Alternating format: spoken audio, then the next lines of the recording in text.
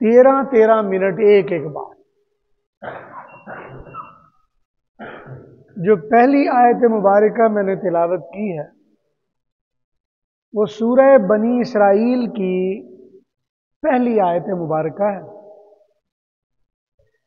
جس میں اللہ تبارک و تعالی نے فرمایا کہ پاک ہے وہ ذات جو راتوں رات اپنے بندے کو مسجد حرام سے مسجد اقصی تک لے گئے، بارکنا حولہ، جس کے ارد گرد اللہ نے برکتیں رکھی ہیں، لنریہ من آیاتنا، تاکہ ہم ان کو اپنی نشانیاں دکھائیں، انہ هو السمیع البصیر، اللہ بڑے سننے والے بڑے دیکھنے والے۔ سب سے پہلا گھر زمین پر اللہ کی عبادت کے لیے جو بنایا گیا وہ ہے بیت اللہ۔ قرآن کریم میں اللہ نے فرمایا اول بیت وضع للناس، پہلا گھر جو زمین پر بنایا گیا، للذی ببکۃ مبارکا، یہ برکتوں والا اور رحمتوں والا گھر ہے، اور اس کی بنیاد جنت سے آ کے آدم علیہ السلام نے خود رکھی۔ یہاں آپ کے ذہن میں یہ بات پیدا ہوتی ہوگی کہ اس سے پہلے تو پھر انسان جنگلوں میں غاروں میں رہتے تھے، جیسے کہ بعض سائنسدان بھی لکھتے ہیں، اس لیے کہ قرآن کریم میں جب کہا اول بیت وضع للناس، پہلا گھر جو لوگوں کے لیے بنایا گیا وہ مکہ ہے، تو اس سے پہلے انسان کدھر رہتے تھے؟ اس کے جواب میں بعض لوگ کہتے ہیں جی پہلے انسان ہی کوئی نہیں، پہلا انسان آدم علیہ السلام۔ اب یہاں پھر سوال آتا ہے کہ پہلا انسان اگر آدم تھے تو اترنے کے بعد کہیں رہتے تھے یا نہیں رہتے تھے؟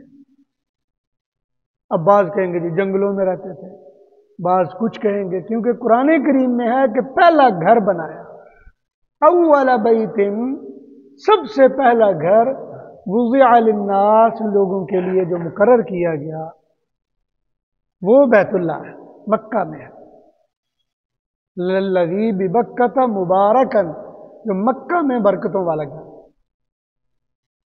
اس سلسلے میں آپ ذہن میں رکھ لیجئے کہ شروع سے لے کر آج تک جو عبادت گاہ کا ڈیزائن ہے وہ کبھی گھروں کا نہیں ہوا، اور یہ سنت آدم علیہ السلام کے زمانے سے چلی آ رہی ہے۔ آدم علیہ السلام کے زمانے میں جو گھر بنائے جاتے تھے وہ ایسے نہیں ہوتے تھے کہ اس کے 4 کونے ہوں، بلکہ وہ ایسے ہوتا تھا جیسے تمبو لگا لیے گئے، مثلا کوئی 4 دیواری کھڑی کی، اس کے اوپر شاخیں ڈال دی۔ آج بھی اگر یہ سندھ کے ریگستانی علاقے میں دیکھیں یا افریقہ کے علاقوں میں دیکھیں تو وہاں ایسے ہی گھر بنتے ہیں، کوئی بندہ 4 دیواری بناتا ہے، کوئی گول بناتا ہے، ایک سائڈ پہ دیوار وہ دروازہ بنا دیتا ہے، اور درمیان میں ایک لکڑی کھڑی کرتا ہے، اور اس لکڑی کے سہارے بہت ساری لکڑیاں ادھر دیوار پر ہوتی ہیں، ادھر اس کے اوپر کھڑی ہوتی ہیں، ایک پورا خیمہ سا بنا ہوتا وہ کمرہ ہی ہے۔ اور پہلا گھر آدم علیہ السلام نے جب بنایا یہ 4 کونوں والا گھر بنایا، اس سے پہلے 4 کونوں والا گھر وہ بنتا ہی نہیں تھا۔ اور اسی طرح گھر کے ساتھ چھوٹا سا صحن بھی ہوتا تھا۔ آدم علیہ السلام کے زمانے سے یہ حتیم چھوٹا سا صحن چھوڑ دیا گیا، بھئی یہ گھر ہے تو یہ چھوٹا سا صحن ہے اس کا۔ مشرکین مکہ تک ایسے ہی چلتا رہا، 4 کونوں والا گھر اور چھوٹا سا صحن، یہ اللہ کی عبادت کی جگہ ہے۔ پہلے زمانوں میں بعض انبیاء بیت اللہ کے اندر سو بھی جاتے تھے، باہر بھی سو جاتے تھے، دائیں بائیں بھی سو جاتے تھے۔ مسند حبان میں ایک صحیح حدیث ہے جس میں فرمایا کہ بیت اللہ کے ارد گرد میں 150 سے زیادہ انبیاء کی قبریں ہیں، لیکن وہ ساری زمین دوز ہیں، وہ پتہ نہیں ہے، نشانی نہیں ہے۔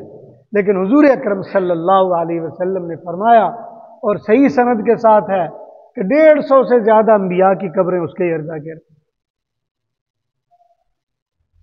اسی طرح اللہ تبارک و تعالی نے ابراہیم علیہ السلام کے دوسرا بیٹا اسحاق علیہ السلام کے ذریعے سے گھر بنوایا، اور اس کا نام ہے بیت المقدس۔ یہ بیت المقدس پہلا گھر نہیں، یہ بعد میں بنا ہے۔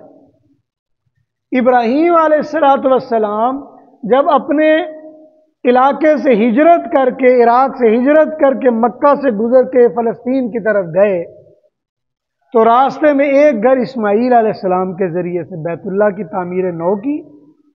بعض لوگ کہتے ہیں یہ انہوں نے بنایا، یہ بنایا نہیں، بنا ہوا پہلے سے تھا۔ یہ پہلے سے انبیاء علیہ السلام ادھر آتے تھے، پہلے سے نیک لوگ ادھر آتے تھے، لیکن زمانے گزرتے رہتے تھے، بنانا اللہ تعالیٰ کسی کسی کو چنتا تھا، اور یہ ہر ایک بندے کو اللہ تعالیٰ موقع بھی نہیں دیتے۔ جیسے پچھلے دنوں آج سے کوئی 5-7 سال پہلے وہ بیت اللہ کی جو وسعت کی، وہ جو سعودی حکمران میں عبداللہ تھا جو فوت ہو گیا، اس کا پروگرام بنایا کہ بیت اللہ کو توڑ کے تو اس کو نئے سرے سے بناتے ہیں۔ اپنے علماء کو جمع کیا اس نے، انہوں نے کہا یہ کام نہیں کرنا، یہ کام نہیں ہوگا، اور وہ نہیں کر سکا۔ بیت اللہ کو بڑا کر رہے ہیں، اس کے دیواریں دائیں بائیں بڑا ہو رہا ہے، نیچے سے بڑا، لیکن بیت اللہ اسی طرح ہے۔ انہوں نے کہا زیادہ یہ کہ دراڑیں پڑ گئی ہیں تو اس کے ساتھ آپ تھوڑا سیمنٹ اس میں بھر دیں، بس یہ کریں۔ اگر زیادہ ہے دیواروں کے گرنے کا ہے تو دیواروں کے ساتھ ساتھ وہ سیمنٹ یا کوئی کیمیکل یا کوئی مسالہ لگا دیں۔ اور آپ میں جو پرانے حضرات حج کرنے گئے ہوں گے ان کو یاد ہوگا کہ جب بیت اللہ پہلے اس کی دیواروں بنیادوں کے ساتھ کچھ بھی نہیں تھا، سیدھی سیدھی بنیاد، اور اب آپ دیکھیں تقریباً 1 فٹ کے قریب وہاں پورا ایک تھڑا سا بنا دیا گیا چاروں طرف۔ جب بھی کوئی بندہ بیت اللہ کے ساتھ جڑتا ہے تو تھڑے کے اوپر کھڑا ہو جاتا ہے۔ تو یہ بیت اللہ ہے جو آدم علیہ السلام نے بنایا۔ اسماعیل علیہ السلام کے زمانے میں ابراہیم علیہ السلام نے ان کی تعمیر نو کی، اس کو احسن طریقے سے بنایا، اور پھر اسماعیل کو یہاں چھوڑ دیا، یہاں سے بیت المقدس کی طرف گئے اور اپنے بیٹے اسحاق کے ذریعے سے وہاں ایک گھر بنایا، اور وہاں جو بنایا وہ خود ابراہیم علیہ السلام نے بنایا، وہ آدم علیہ السلام نے نہیں بنایا۔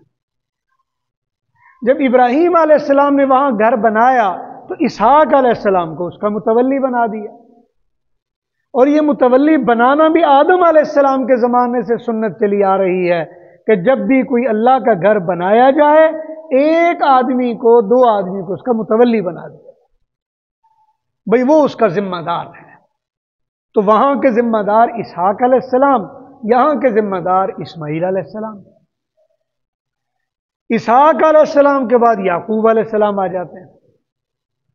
یعقوب علیہ السلام کے 12 بیٹے پیدا ہو جاتے ہیں، اور ان میں یوسف علیہ السلام بھی ہیں، وہ پورا واقعہ ہے۔ یوسف علیہ السلام کے زمانے میں بنی اسرائیلی یہاں سے ہجرت کر کے مصر چلے گئے، چونکہ یوسف علیہ السلام کو اللہ تعالیٰ نے وہاں بادشاہی دے دی، اور جب بادشاہی ملی تو جیسے آپ کا کوئی محلے کا بندہ کہیں ہو سعودی عرب میں تو آپ کہو گے ہمارا فلاں ادھر ہے، آ جاؤ، کوئی بات ہی نہیں، کھانا پینا چلے گا۔ تو اسی طرح یوسف علیہ السلام کو جب بادشاہی ملی تو یہ فلسطین، یہ سارے لوگ یہ کہنے لگے یہ تو بڑا زبردست ہے، وہ ہمارے رشتہ دار ہیں، ادھر بادشاہ لگ گئے ہیں، چلو جی ادھر چلتے ہیں۔ تو بہت سارے لوگ، بلکہ بعض تاریخی روایات میں آتا ہے سارے ہی لوگ فلسطین کو چھوڑ کر ہجرت کر کے مصر میں چلے گئے۔ اب یوسف علیہ السلام فوت ہو گئے۔ جب یوسف علیہ السلام فوت ہو گئے اور آہستہ آہستہ وقت گزرتا گیا، فرعونوں نے ان کو اپنا غلام بنا لیا، یہ جتنے بنی اسرائیلی وہاں غلام بن گئے۔ تقریباً کوئی 150 سال کے قریب گزرا ہوگا، یا اس سے 2-4 سال زیادہ ہوں گے، تو موسیٰ علیہ السلام کا زمانہ آ گیا۔ اب موسیٰ علیہ السلام ان کو لے کر دوبارہ واپس یہاں پہنچے، اور یہ 70,000 کے قریب یہودی یا بنی اسرائیلی، اس زمانے میں تو یہودی نہیں تھے، یہودی یعقوب علیہ السلام کے ایک بیٹے کا نام ہے، ان کے ایک بیٹے کا نام کنعان، کسی کا نام یوسف، کسی کا نام بنیامین، مختلف نام تھے۔ جو سب سے بڑا بیٹا اس کا نام تھا یہودا، اور اس کی اولاد یہودی کہلاتی ہے۔ اور 12 قبیلے ہیں، ان 12 قبیلوں کے الگ الگ نام ہیں۔ ایک قبیلہ ہے یہود۔ اب ان میں سے موسیٰ علیہ السلام کے ساتھ سمندر پار کر کے دوبارہ یہ اپنے علاقے میں آ گئے، دوبارہ انہوں نے اس کو آباد کرنا شروع کر دیا۔ اور موسیٰ علیہ السلام کے زمانے میں ہی یہاں پہ کوئی اور قوم قادس تھی۔ جب موسیٰ علیہ السلام نے کہا بھئی یہاں تو جنگ کرنی پڑے گی، آگے سے یہ بنی اسرائیلی کہنے لگے اے موسیٰ اذهب انت وربک فقاتلا، آپ جاؤ اپنے رب سے لے کر ان سے لڑو، جب خالی ہو جائے ہم بتانا، ہم بھی آ جائیں گے۔ اب موسیٰ علیہ السلام نے دعا کی اللہ تعالیٰ سے، یا اللہ میں کیا کروں؟ اللہ تعالیٰ نے پوری ترتیب بتائی، ان میں سے کچھ 313 کے قریب لوگ ساتھ ملے، اللہ تعالیٰ نے فتح دی، اور دوبارہ یہ بنی اسرائیل سارے اس میں داخل ہو گئے۔ اب پھر زمانہ گزرا، یہ ایک دوسرے کو نیچا دکھاتے رہے، ایک دوسرے کو ذلیل کرتے رہے، حتیٰ کہ ساموئیل علیہ السلام کا زمانہ آ گیا۔ ساموئیل علیہ السلام کا زمانہ وہ ہے کہ جب رومیوں نے یا فارسیوں نے فلسطین پہ قبضہ کیا ہوا تھا اور بنی اسرائیلیوں کو بنی اسرائیل کے اندر غلام بنا لیا، ان کی عورتوں کو قبضہ کر لیا تھا، غلام بنا لیا، آدمیوں کو غلام بنا لیا۔ اب لوگ اکٹھے ہو کے، جیسے ہم بھی اکٹھے ہو کے کبھی مسلم لیگ، کبھی پیپلز پارٹی، کبھی تحریک انصاف، ان کے پاس جاتے ہیں نا، حضرت صاحب ہمیں کوئی طریقہ بتاؤ ہمیں نجات مل جائے، مہنگائی بہت ہے، ظلم بہت ہے، یہ بہت ہے، وہ بہت ہے۔ اس زمانے کے جو نبی تھے ساموئیل علیہ السلام، ان کے پاس جا کر انہوں نے اپنی بپتا سنائی کہ جناب ہمارا کوئی بادشاہ بنا دیں، کوئی ذمہ دار بنا دیں، ہم یہ غلامی کی ذلت سے بچیں، نہ ہماری عزتیں محفوظ، نہ ہمارا مال محفوظ، نہ ہماری جان محفوظ، نہ ہماری اولادیں محفوظ، نہ ہمارے بچے بچیاں محفوظ، ہم کیا کریں؟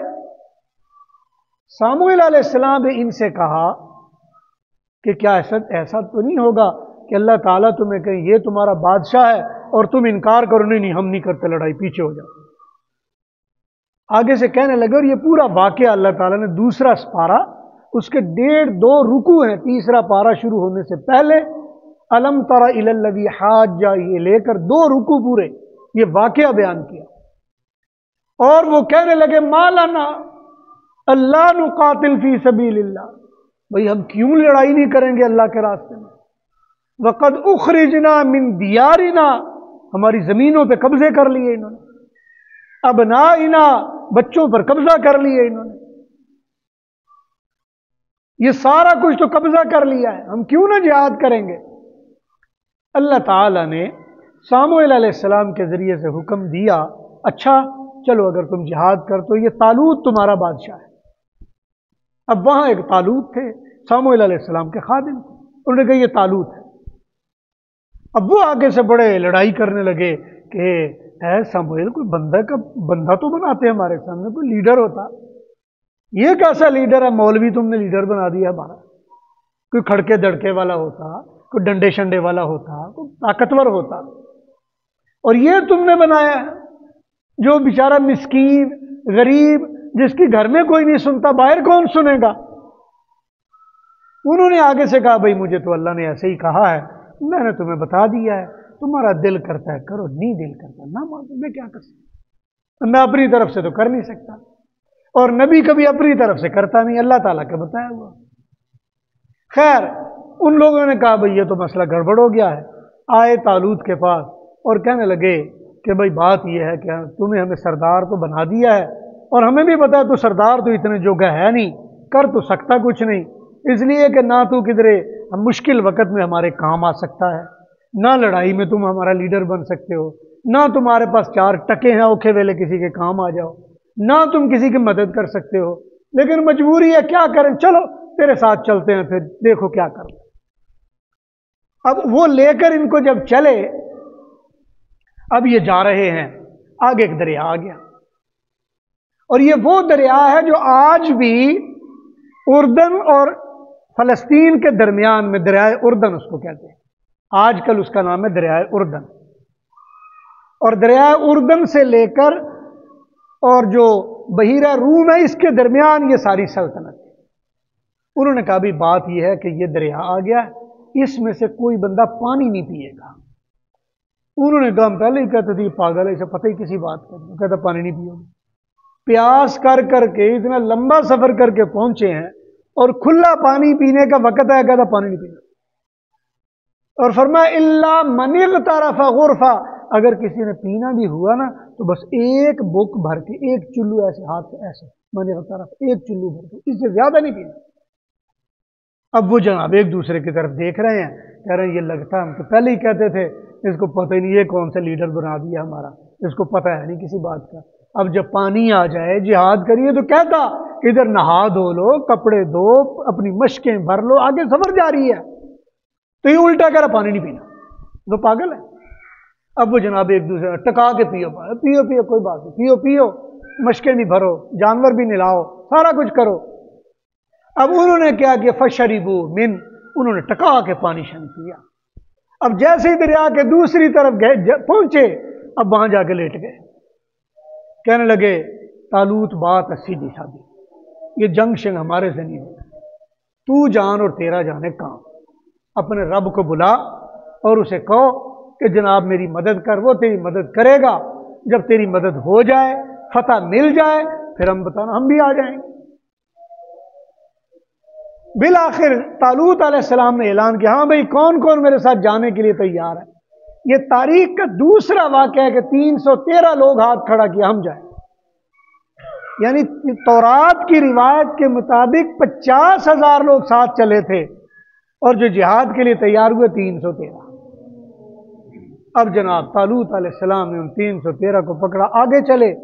اللہ کے کرنے ایسے، جیسے ہی آگے بڑھے تو آگے سے وہ لوگ دوڑتے ہوئے آ رہے ہیں، دھواں اڑ رہا ہے، مٹی اڑ رہی ہے، اور تورات میں پورا واقعہ لکھا ہے کہ یہ 313 تو ڈر گئے، لو مارے گئے، اس لیے کہ بڑا لشکر آئے تو بڑا گرد و غبار ہوتا ہے، اس زمانے میں کچے راستے ہوتے تھے، انہوں نے کہا بڑا لشکر آ رہا ہے اور مر گئے ہم۔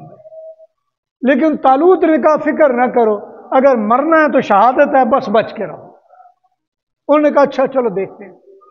اللہ کا کرنا ایسا ہوا، یہ آہستہ آہستہ چل رہے ہیں، وہ بڑی تیزی سے آ رہے ہیں، جب قریب آئے تو 7 یا 8 بیل گاڑیاں تھیں، وہ آ رہی تھی تیزی سے، اور ان کے تیز دوڑنے کی وجہ سے وہ مٹی اڑ رہی تھی، پورا گرد و غبار تھا، اور ہوا کی وجہ سے بہت پھیل رہی تھی۔ انہوں نے سمجھا بہت بڑا لشکر۔ جب وہ قریب آئے تو ایک بیل گاڑی پر جو تابوت سکینہ تھا وہ ان کے پاس، انہوں نے آ کے سب نے سلام کیا، ان کو احترام کیا، انہوں نے کہا یہ آپ کی امانت ہمارے پاس تھی، آپ کے لیے لے کے آئے ہیں، یہ تابوت سکینہ لے۔ اور اس زمانے میں رواج تھا جس کے پاس تابوت سکینہ حکومت اس کی ہوگی۔ ان کو جب تابوت سکینہ ملا تو خوش ہو گئے، پیچھے والوں کو بتاؤ اے موجاں بن گئی آج۔ انہوں نے کہا بن گئی موجاں تو چلو پھر، وہ بھی چل پڑے۔ اب یہ باعزت طریقے سے فلسطین میں داخل ہوئے، اور جب قریب پہنچے تو آگے طالوت کا جالوت کے ساتھ مقابلہ ہوئی۔ جالوت وہاں کا حکمران تھا۔ اب طالوت اور جالوت کا مقابلہ ہوا۔ طالوت کے لشکر میں سب سے چھوٹی عمر کا جو مجاہد تھا اس کا نام تھا داؤد، جو بعد میں نبی بنے، داؤد علیہ السلام۔ یہ سب سے چھوٹے عمر کے لڑکے۔ اب جب لڑائی شروع ہوئی، اس زمانے میں بھی لڑائی ہوتی تھی، پہلے 2-3 مقابلے ہوتے، نشانے بازی ہوتی تھی، جو جیتتا تھا کہتے بس ٹھیک ہے جیت گیا، نہیں تو پھر مقابلہ کر لیتے۔ خیر انہوں نے کیا کیا، انہوں نے اپنی طرف سے نشانہ لگایا، نشانہ ختم ہو گیا۔ وہ تھے بھی اونچی جگہ پر، ان کی باری، چلو بھائی تم نشانہ لگاؤ۔ انہوں نے کہا یار مدد تو اللہ نے کرنی ہے، اور طالوت نے داؤد کو کہا چل بھائی تو نشانہ مار۔ اب وہ داؤد علیہ السلام نے گھما کر وہ غلیل جو نشانہ لیا، وہ سیدھا جا کے جالوت کے ٹخنے پر لگا، وہ اونچی جگہ پر کھڑا تھا، وہیں سے گردن کے پر گرا، ادھر ہی مر گیا۔ اللہ تعالیٰ فرماتے فَهَزَمُوهُمْ بِإِذْنِ اللَّهِ، اللہ نے پھر اپنی مرضی سے ان کو فتح دے۔ بس پھر وہ جو قبطی تھے وہ آگے آگے، اور یہ ان کے پیچھے پیچھے، پورا علاقہ خالی کر دیا۔ اس کے بعد کیا ہوا؟ اب یہ وہاں آباد ہو گئے، یہ آباد چلتے چلے آئے، موسیٰ علیہ السلام سے لے کر عیسیٰ علیہ السلام کے زمانے تک یہ وہیں ہے۔ عیسیٰ علیہ السلام کا زمانہ آیا تو انہوں نے بیت اللہ کو کاروبار کی جگہ بنا لیا، بزنس بنا لیا۔ عیسیٰ علیہ السلام نے آ کر وہاں سے ان کے تھڑے اکھاڑے، پھٹے وہاں سے اکھاڑے، جو بزنس کرتا وہ نکالا وہاں سے ان کو، جس کی وجہ سے انہوں نے پروگرام بنایا کہ اس نے تو ہمارے بزنس کا نقصان کر دیا، اس کو قتل کروا دو۔ عیسیٰ علیہ السلام کو پھانسی لگانے کا پروگرام بنا لیا۔ اللہ تعالیٰ نے وہاں سے ان کو بچایا۔ عیسیٰ علیہ السلام سے لے کر حضور اکرم صلی اللہ علیہ وسلم کے زمانے تک یہ مسجد لاوارث ہے، کوئی اس کا والی وارث نہیں، اس لیے کہ عیسیٰ علیہ السلام کے زمانے میں ہی یہ زکریہ علیہ السلام کا زمانہ، ان کو انہی یہودیوں بدبختوں نے درخت میں چیر دیا تھا، اور انہی کے بیٹے یحییٰ علیہ السلام تھے جو عیسیٰ علیہ السلام کے ہم عمر تھے۔ جب انہوں نے پروگرام ان کو قتل کرنے کا بنایا تو یحییٰ علیہ السلام اللہ کا پیغام لے کر اپنے باقی خاندان کی طرف، عراق کی طرف ہجرت کر گئے، اور جہاں پہ بنی اسرائیلی کچھ لوگ پہلے سے آباد تھے، اور ابھی بھی آپ اگر سنتے ایران میں بہت یہودی ہیں، یہ وہی لوگ ہیں جو پہلے سے وہاں آئے ہوئے ہیں۔ پھر یہ ہوا کہ جب مسلمان آئے، اللہ تعالیٰ نے محمد کریم صلی اللہ علیہ وسلم کو نبی بنا کر بھیجا، تو نبی علیہ السلام کو جب اللہ معراج پر بلا رہے ہیں تو یہ والی آیت ہے، سبحان الذی اسری بعبدہ لیلا من المسجد الحرام الی المسجد الاقصی، مسجد حرام سے مسجد اقصی تک محمد کریم کو لے کر گئے۔ 600 سال کا زمانہ ہے یہ عیسیٰ علیہ السلام سے لے کر محمد کریم تک، 600 سال کا۔ ان 600 سال کے زمانوں میں بیت المقدس اجڑا پڑا ہے، کوئی دیکھنے والا نہیں۔ 70 ہجری میں جو سلیمان علیہ السلام نے داؤد علیہ السلام کے بعد ہیکل سلیمانی بنایا، اس کو اس نے توڑ کر ریزہ ریزہ کر کے ساری لکڑیاں پتھر جو قیمتی تھے ان یہودیوں کے سروں پر رکھا اور ان کو غلام بنا کے ایران میں لے گیا۔ 600 سال تک یہاں کچھ بھی نہیں، صرف ایک معمولی سی ریاست ہے، کچھ لوگ وہاں پہ رہتے ہیں۔ اور جب حضور اکرم صلی اللہ علیہ وسلم معراج کر کے بیت المقدس میں گئے، بیت المقدس سے پھر آسمانوں میں گئے، تو ساری نشانیاں موجود ابھی بھی مسلمانوں نے سنبھالی ہوئی۔ جب بیت المقدس فتح ہوا حضرت عمر رضی اللہ تعالیٰ عنہ کے زمانے میں، تو یہ لوگ کہنے لگے کہ ہمارے ساتھ لڑائی نہ کرو، ہماری کتابوں میں نشانی دی ہوئی ہے کہ کون سا بندہ جو اس کا فاتح بنے گا، آپ اپنے حکمران کو بلاؤ، اگر ہم نے نشانیاں دیکھ لیں، نشانیاں پوری ہو گئیں، یہ بیت المقدس تمہارا، ہماری کوئی لڑائی نہیں ہوگی، یہ بیت المقدس تمہارا۔ حضرت عمر رضی اللہ تعالیٰ عنہ اپنے غلام کے ساتھ اونٹ پر سفر کرتے ہوئے بیت المقدس پہنچتے ہیں۔ کئی دن کے سفر کے بعد جب وہاں پہنچے، وہ لوگ سارے انتظار میں تھے، اور جتنے وہاں کے مقامی لوگ تھے جو سردار تھے، انہوں نے دیکھا جو بندہ آ رہا ہے یہ کون ہے، انہوں نے اپنی کتابوں میں نشانیاں دیکھی، دیکھا ادھر دیکھا، انہوں نے کہا یہی بندہ ہے، اس سے تم فتح نہیں پا سکتے، آگے بڑے چابیاں حوالے کر۔ جب کوئی بندہ اپنے گھر کی چابیاں کسی کے حوالے کر دے تو مالک کون ہوتا ہے؟ جس کے پاس چابیاں۔ اور آپ کے گجراں والا کے کوئی مولوی صاحب یہ کہیں کہ نہیں جی بیت المقدس تو یہودیوں کا ہے، تو ہم یہ کہیں گے کہ مولوی صاحب بیچارہ کوئی جاہل لگتا ہے، کوئی عالم نہیں لگتا۔ بات سمجھ آ رہی ہے؟ اس لیے کہ جب انہوں نے خود چابی آپ کو دے دی، یہ لو بھائی، حضرت عمر کو خود چابی دے دی، کہا آج کے بعد تم مارا۔ لیکن حضرت عمر رضی اللہ تعالیٰ عنہ نے بیت المقدس میں پہنچے، ان ساری جگہوں کی زیارت کی، اس لیے کہ ایک زمانوں سے انبیاء کا یہ قبلہ ہے، اور ہماری نظروں میں تو سارے نبی محترم ہیں۔ ہمارے ہاں تو یہ نہیں ہوتا کہ جی فلاں نبی تو ٹھیک ہے، فلاں ٹھیک نہیں۔ یا آپ کے گجراں والا کے کوئی مولوی صاحب اگر یہ کہیں کہ جناب فلاں جو ہیں وہ فلاں کے نبی ہیں اور یہ فلاں فلاں کے نبی ہیں، تو ان کو چاہیے کہ اپنے دین کو درست کریں۔ نبی تو سارے مسلمانوں کے۔ آپ یہ بتائیں گے کہ یعقوب آپ کے نبی نہیں ہیں، آپ یہ کہیں گے داؤد آپ کے نبی نہیں ہیں، آپ یہ کہیں گے یوسف آپ کے نبی نہیں ہیں، آپ یہ کہیں گے موسیٰ آپ کے نبی نہیں ہیں۔ اگر کوئی بندہ کہ نہیں یہ یہودیوں کے نبی تھے اور یہ یہودیوں کا بیت المقدس ہے، یہ ان کا قبلہ ہے اور ہمیں نہیں چاہیے ادھر لڑیں، لہذا فلسطین میں اگر کوئی لڑ رہا ہے وہ ناجائز لڑ رہا ہے، ان سے نہیں لڑنا چاہیے، تو مطلب یہ ہے کہ وہ حضرت عمر کی بات کا انکار کر رہا ہے، وہ دین کی بات کا انکار کر رہا ہے، وہ پیغمبروں کی تعلیمات کا انکار کر رہا ہے۔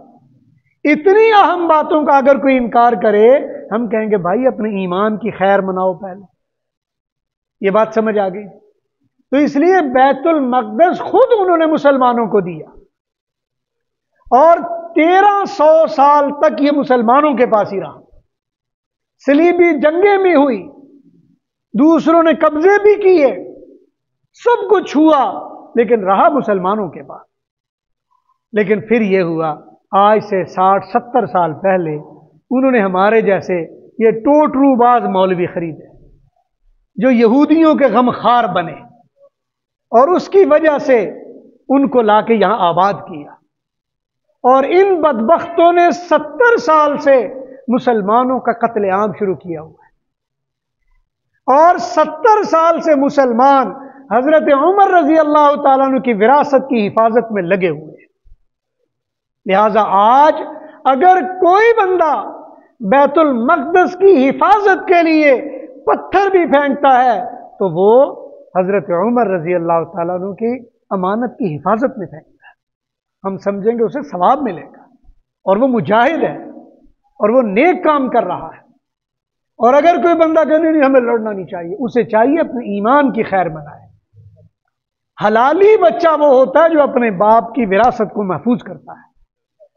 ہم اسے نشئی کہتے ہیں، ہم اسے بددعایا ہوا کہتے ہیں، ہم اسے کمی اور کمینہ کہتے ہیں جو اپنے ابا کا گھر بھی بیچ کے کھا پی جائے اور فارغ ہو جائے۔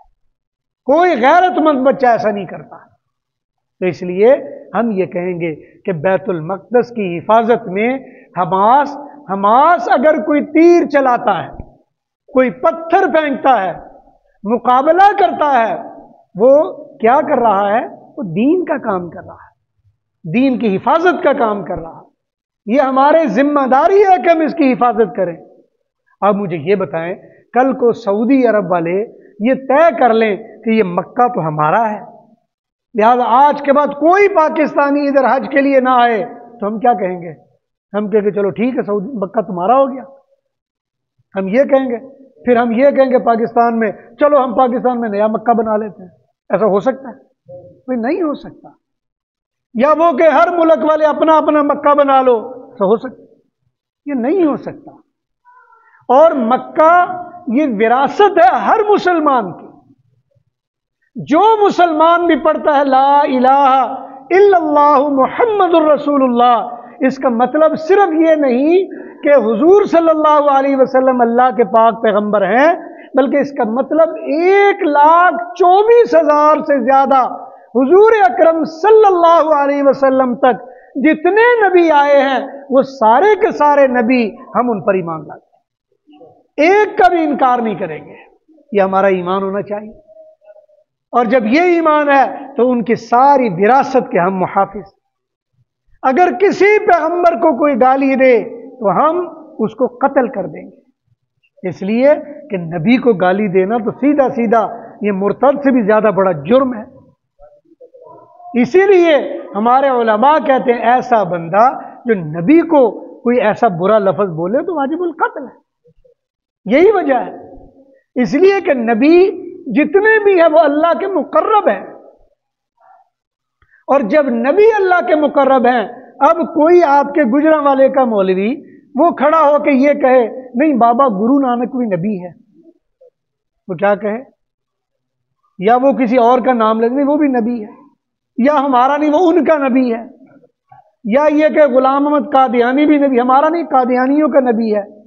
بھئی ہمارا تو اختلاف ہی یہ ہے کہ حضور کے بعد نبی ہو ہی نہیں سکتا، ہمارا تو اختلاف یہی ہے، ہم تو یہ کہیں گے لا نبی بعدی، حضور نے فرمایا میرے بعد نبی کوئی نہیں ہے۔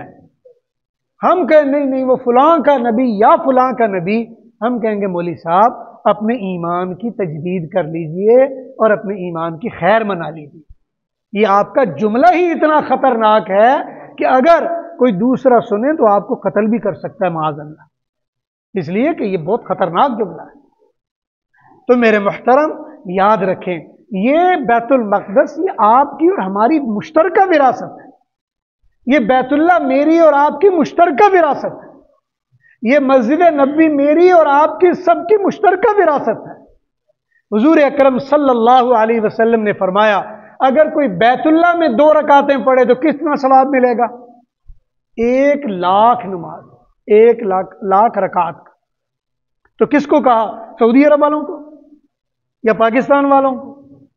جو بھی مسلمان بیت اللہ میں جائے گا اور جو بھی وہاں 2 رکعتیں پڑھے گا 1,00,000 رکعت کا ثواب پائے گا۔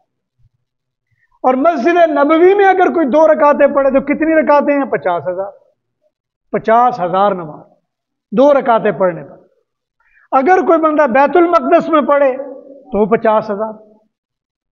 پاک پیغمبر کی مسجد اور بیت المقدس کی مسجد ایک جتنا اجر اور بیت اللہ کا اجر۔ تو یہ تینوں مقدس جگہ ہیں، اور آج سے 60-70 سال پیچھے چلے جائیں، جتنے لوگ بھی حج کرنے عمرہ کرنے جاتے تھے وہ 3 مسجدوں کی زیارت کرتے تھے، مسجد حرام میں جاتے تھے، مسجد نبوی میں جاتے تھے، پھر بیت المقدس میں جاتے تھے۔ یہ اللہ تباہ و برباد کرے اس انگریز کو، اور انگریز کے ان پرمردہ لوگوں کو، اور ان کے ان ایجنٹوں کو، اور ان کے ان منحوس تنخواہ داروں کو، اور ان کے ان لعین ذمہ داروں کو، جنہوں نے آ کر مسلمانوں کے اندر ان کی اجتماعیت کو پارا پارا کر دیا ہے، اور آ کر انہوں نے وہاں پہ یہودیوں کو آباد کاری کے لیے اور مسجد نبوی سے ان کو یعنی بیت المقدس سے دور کرنا شروع کر دی۔ اس لیے میرے محترم یاد رکھیے، یہ بیت المقدس آپ کا ہے، یہ میرا ہے، یہ ہر مسلمان کا ہے، یہ یہودی کسی کا نہیں ہے۔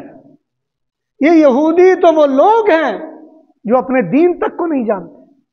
اس وقت کم ہے، ورنہ میں آپ کو ایسے لطیفے سناتا، میں یہودیوں سے خود میری بات ہوتی رہی اور کئی مرتبہ مناظرے ہوئے، ان کے پاس تو آج اپنا دین نہیں ہے۔ جس کتاب کو تورات کہتے ہیں کسی یہودی کے پاس تورات نہیں ہے، جس کو انجیل آپ کہتے ہو کسی عیسائی کے پاس آج انجیل نہیں ہے۔ اور یہ میں ذمہ داری سے کہتا ہوں، دنیا کا کوئی عیسائی اور دنیا کا کوئی یہودی آ کر وہ مجھے بتا دے یہ میرے پاس تورات ہے، میں آج یہودی ہونے کے لیے تیار ہوں۔ ہے نہیں ہے ان کے پاس۔ قرآن کی ضرورت کیوں پیش آئی؟ اس لیے کہ تورات تھی نہیں۔ انجیل کی ضرورت کیوں پیش آئی؟ اس لیے کہ تورات نہیں تھی۔ قرآن کی ضرورت کیوں آئی؟ ضرورت پیش آئی، انجیل غائب ہو گئی تھی نہیں لوگوں کے پاس۔ قرآن کو اللہ نے محفوظ کیوں کیا؟ اسی لیے فرمایا ہم نے قرآن نازل کیا، ہم اس کو محفوظ کریں گے۔ کیوں کہا؟ اس لیے کہ پہلی کتابوں کو لوگوں نے گڑبڑ کر دی، نام باقی رہ گئے، کتابیں باقی نہیں ہیں۔ آج یہودیوں میں ایک طبقہ ہے جو داؤد علیہ السلام کی زبور کو سینے سے لگا کے پھرتا ہے، اور وہ زبور نہیں ہے جو آسمانوں سے نازل ہوئی۔ یہ زبور تو آپ کسی عیسائی سے پوچھے زبور کیا ہے، کہیں گے جی داؤد علیہ السلام کی نعتیں ہیں، داؤد علیہ السلام جو نعتیں پڑھتے تھے اس کی کتاب۔ مجھے بتائیں زبور یہ اللہ تعالیٰ نے داؤد علیہ السلام پر آسمان سے کتاب نازل کی یا ان کی نعتیں تھیں؟ تورات اللہ تعالیٰ نے موسیٰ علیہ السلام پر شریعت نازل کی یا ان کی تاریخ ہے؟ آج جتنی ان کے پاس تورات اور تاریخ ہے ساری، وہ جیسے آپ کی مطلب تاریخ الکامل ہے، البدایہ والنہایہ، یہ مختلف تاریخ ہیں۔ اس لیے میرے محترم یاد رکھیے، آج ہماری ذمہ داری یہ ہے ہم سچے علماء کے ساتھ جڑیں اور 2 نمبر علماء کو پہچانیں۔ انگریز 100 سال سے یہ سازشیں کرتا چلا آ رہا ہے کہ وہ ہمیں آپس میں منتشر کرے، اور ہم ہوتے جا رہے ہیں، ہم منتشر ہوتے جا رہے ہیں۔ کبھی وہ دین کے نام پر منتشر کرے گا، کبھی سیاست کے نام پر، کبھی سرحدوں کے اندر، اور کبھی کسی طریقے سے ہم منتشر ہوتے جا رہے ہیں۔ آج ضرورت ہے کہ آپ بیدار ہو جائیں۔ حماس کچھ نہ ہونے کے باوجود اسرائیل سے جو مقابلہ کر رہا ہے، خدا کی قسم اٹھا کر کہہ رہا ہوں، یہ بالکل اسی طرح کی لڑائی ہے جس طرح بدر کی لڑائی، یہ اسی طرح کی لڑائی ہے جو طالوت کی لڑائی تھی۔ ان کے پاس کوئی اسباب نہیں ہے۔ ایک طرف بارڈر لگتا ہے اردن کا، اور اردن کے وہ بدبخت حکمران ہیں جو آپ کے حکمرانوں سے بھی زیادہ بدبخت ہیں۔ یہ وہ یہودی ایجنٹ ہیں کہ جنہوں نے آپ کی فوج کو کرایہ پر لے کر 70 کی دہائی میں فلسطینیوں کو قتل کروایا۔ یہ وہ اردن ہے۔ اور اگر آپ اردن سے جانا بھی چاہیں فلسطین تو آپ جا نہیں سکتے۔ دوسری طرف مصر ہے، اور مصر کے یہ وہ موجودہ بدبخت حکمران ہیں کہ جب یہ موجودہ سیسی حکمران بنا، اس نے سب سے پہلا کام یہ کیا کہ جو سرنگیں، یہ چھوٹا سا جو غزہ کا علاقہ، یہاں سے انڈر گراؤنڈ سرنگیں بنا کر مصر میں، تاکہ مال و اسباب کھانے پینے کا سامان آ جائے، سب سے پہلے اس نے وہ سرنگیں بند کروائی۔ آج آپ اگر وہاں کوئی چیز بھیجنا چاہیں نہیں بھیج سکتے۔ ایک طرف اردن ہے، ایک طرف مصر ہے، تھوڑا سا سمندری علاقہ سعودی عرب کو لگتا ہے، لیکن وہ بھی آگے اسرائیل پڑتا ہے، سمندری راستہ۔ ایک طرف پورا لبنان ہے، اور وہاں آپ کے شیعہ بیٹھے ہوئے ہیں، اور انہوں نے بھی اپنی جنگ چھیڑی ہوئی ہے۔ اس جنگ کا ہرگز مقصد نہیں ہے کہ فلسطینیوں کی مدد کرنی، ان کا اپنا مقصد ہے کہ فلسطینی وہاں سے ہجرت کر کے، لبنان سے گزر کے، شام سے گزر کے کہیں اور نہ جا سکے، صرف اس لیے میرے محترم، یہ مشکل ترین دنیا کی جنگ ہے۔ اور پھر میں ایک مرتبہ میں نے بیان کرتے ہوئے کہا کہ ہم پاکستانی اتنے غیرت مند ہیں، اور میں نے یہ یوٹیوب پہ پورا بیان دیا۔ میں نے کہا ہم اتنے غیرت مند ہیں، ہمارے ہمسایگی میں افغانستان تھا، دنیا کے سارے بڑے ملک حملہ کرنے کے لیے آئے، ہماری بہنوں نے، ہماری بچیوں نے، ہمارے نوجوانوں نے، ہمارے دوستوں نے اپنا جان، مال، عزتیں لٹائیں، اور آج افغانستان والے اتنی بڑی جنگ میں فاتح بن کے بیٹھے ہوئے ہیں۔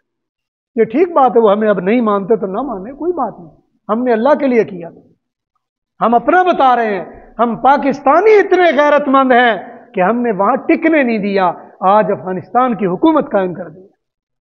لیکن مجھے یہ بتائیں، ایک طرف پورا اردن جو 90% سے زیادہ مسلمان، ایک طرف پورا مصر جو 90-99% سے زیادہ مسلمان، ایک طرف پورا لبنان جو 70% سے زیادہ مسلمان، اور درمیان میں اتنا سا ملک جو آپ کے، یعنی یوں سمجھ لیں لاہور سے بھی چھوٹا ہے۔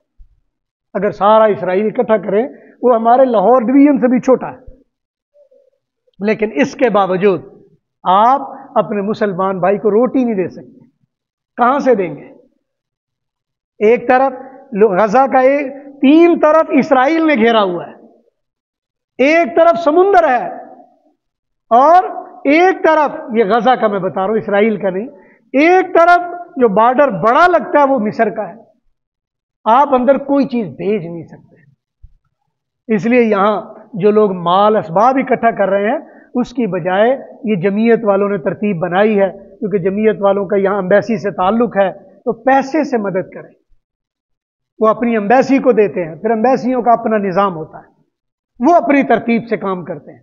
اس لیے آپ یہ جتنے بھی یہاں لوگ ہیں، کوشش کریں چاہے 10 روپے، 20 روپے، 50 روپے، 100 روپیہ، یہ کہتے ہوئے اللہ بیت المقدس میں میرا بھی حق ہے، یہ وہ حق ادا کرنے کے لیے ایک گولی کے پیسے، آج کل میرا خیال ہے گولی 70-80 روپے کی ہوگی، مجھے تو اندازہ نہیں، 150 کی ہوگی میرا خیال، وہ اتنے پر یا اللہ ایک گولی کے پیسے میں جمع کروا رہا، کوئی پتہ نہیں آپ میں سے کس کی گولی اس کا کیا اثر ہو۔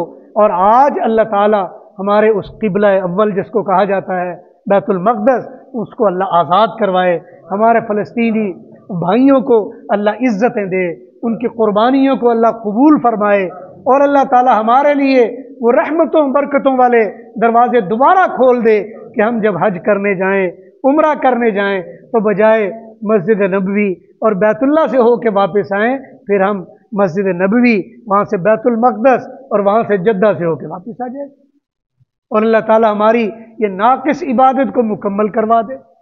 اور یہ اسی صورت میں ہے کہ آپ اپنے طور پر اس میں حصہ ڈالیں۔ اور یہ جو مال و اسباب اکٹھا کرنے والے ہیں، یاد رکھے دھوکے میں نہ آنا، کوئی چیز نہیں جا سکتی۔ آپ اگر سوچیں کہ میں کپڑے بھیج دوں، کپڑے جا نہیں سکتے، کوئی بارڈر ہی ایسا نہیں ہے۔ اگر کچھ سوچیں کہ میں کوئی گندم بھیج دوں، کوئی راشن بھیج دوں، جا نہیں سکتا۔ اس کا آسان طریقہ یہ ہے کہ آپ پیسے جمع کروا دیں، اور پیسے جمع کرنے کے لیے کچھ لوگ کام کر رہے ہیں جن کا مجھے ذمہ داری سے پتا ہے۔ میں نے اس کا آپ کو بتایا کہ جمعیت والوں کے پیچھے وہ ایک اجلاس بھی ہوا کسی جگہ پر، تو وہاں فلسطین کا باقاعدہ سفیر گیا ہے، اس سے ان کی بات ہوئی ساری، اور اس کے بعد پھر انہوں نے پورے ملک میں اپنی اپنی جگہوں پر وہ جمع کرنا شروع کیا۔ آپ بھی دیکھیں یہاں کوئی نہ کوئی ہوگا، اگر ہو تو ان کو جمع کروائیے، اور وہ بھی پیسے کی صورت میں جمع کروائیں، باقی کوئی فائدہ نہیں ہے۔ جو بھی آپ دیں گے وہ یہی رہ جائے گا۔ آپ اگر کپڑے دیں گے تو وہ کہاں جائیں گے؟ کھانا پینا دیں گے کہاں جائے گا؟ اس لیے پیسے سے ان کی مدد کیجیے۔ اور سب سے آخری بات یہ ہے کہ جس طرح بیت المقدس کے لیے مدد کرنی ہے، تو بیت المقدس، بیت اللہ، مسجد نبوی کی بیٹیاں، وہ آپ کی اپنی مسجدیں بھی ہیں، ان کی بھی مدد کرنی چاہیے۔ اور پچھلا جمعہ جب میں نے پڑھایا، اس وقت سے اب تک کتنا عرصہ، 6 مہینے گزر گئے کہ زیادہ ہے؟ 3-4 مہینے سے میں نہیں دیکھ رہا ایک تار بھی یہاں ہلی ہے، یا ایک اینٹ بھی اگر کوئی آگے پیچھے ہوئی ہے، اسی طرح ہی جیسے میں دیکھ کے گیا تھا اسی طرح ہی ہے۔ اور یہ یاد رکھے میرا حافظہ بڑا تیز ہے، مجھے ایک بار دیکھ لوں نا بھولتی نہیں، جو جیسے جیسے میں دیکھ کے گیا وہ ایسے ہی ہے۔ البتہ وہ کپڑا اوپر سے ٹیڑھا ہوا پڑا، وہ جہاں اوپر لکھا ہوا نا دوستوں بزرگوں، اوپر کیا لکھا ہوا، یہ تھوڑا سا اوپر سے تھوڑا سا ٹیڑھا ہو گیا، یہ نہیں تھا اس وقت، یہ نیا نیا لگا تھا، پرانا ہو گیا۔ کہا ہے اللہ تعالیٰ برکت دے ماشاءاللہ۔ لیکن آپ لوگ کوشش کیا کریں، چاہے 1 روپیہ ہی ہو۔ میں ایک واقعہ اپنا سنا دے تو ہمارے والدین جس طرح ہماری تربیت کرتے تھے، میں اسی آپ کے شہر کی جامپل ہوں، یہی پیدا ہوا، اور میرے جو بزرگ تھے وہ اسی شہر کے بڑے علماء سے تھے۔ اور عالم لوگ سمجھتے ہیں کہ عالم جو ہوتے ہیں نا، یہ کہتے ہیں ہم بس ہمیں کوئی دینے کی ضرورت نہیں۔ مجھے یاد پڑتا ہے ہم چھوٹے چھوٹے ہوتے تھے، اور عام طور پر اس وقت نا 1 آنا خرچ کرنے کے لیے دیتے تھے، تو جمعہ پڑھنے کے لیے جب جاتے تھے آنا الگ ملتا، 4 آنے الگ ملتے تھے، اور والدہ کہتی یہ تم نے مسجد میں ڈالنا، اور اس وقت وہ جھولی پھیرتے تھے۔ یہاں بھی پھیرتے ہیں کہ نہیں پھیرتے؟ یہ پھیرا کریں یار، یہ بزرگوں کی سنت ہے، اس کو جاری رکھیں۔ اخلاص والا بندہ کوئی پتہ نہیں 1 روپیہ بھی ڈال دے اللہ کے ہاں مقبول ہوتا ہے۔ وہ جھولی پھیرنے والی سنت نا بعض اوقات فیشن کی وجہ نہیں، جنہیں ہم نہیں پھیرتے، پھیرا کریں، یہ بزرگوں کی سنت۔ تو یہ وہ مجھے یاد پڑتا ہے، وہ 4 آنے امانت سے دیکھتے بھی نہیں تھے، دل میں کوئی خیال نہ پیدا ہو جی آنے کی بڑی چیز آتی ہے، تو 4 آنے چپ کر کے ایسے ڈال۔ اس وقت سے بچپن سے عادت، آپ بھی اپنے بچوں کو عادت ڈالیں۔ آج میرا خیال ہے 5 روپے کی کیا حیثیت ہے، کچھ بھی نہیں، بچوں کو عادت ڈالا کریں۔ آپ کے کوئی پتہ نہیں کس کے اخلاص کی طاقت اللہ کو کتنی کرامت ہو جائے، اللہ کو مقبول ہو جائے۔ یہاں اللہ تعالیٰ کی بارگاہ میں یہ نہیں دیکھا جاتا مال کتنا ہے، یہ دیکھا جاتا ہے اخلاص کتنا ہے۔ اللہ تعالیٰ کی بارگاہ میں نہیں دیکھا جاتا دولت کتنی ہے، 1 لاکھ روپیہ دے رہا ہے، 1000 روپیہ دے رہا ہے، یہاں تو دیکھا جاتا ہے دینے والے نے دیا کیا ہے اور کیا سوچ کے دیا ہے۔ اس لیے آپ ضرور دیا کرے کچھ نہ کچھ، اللہ تعالیٰ کرے جب میں اگلی بار آؤں تو کچھ تبدیلی نظر آئے۔ اللہ تعالیٰ سے دعا ہے جو کہا سنا گیا اپنی بارگاہ میں اللہ قبول فرمائے۔ وآخر دعوانا ان الحمد للہ رب العالمین۔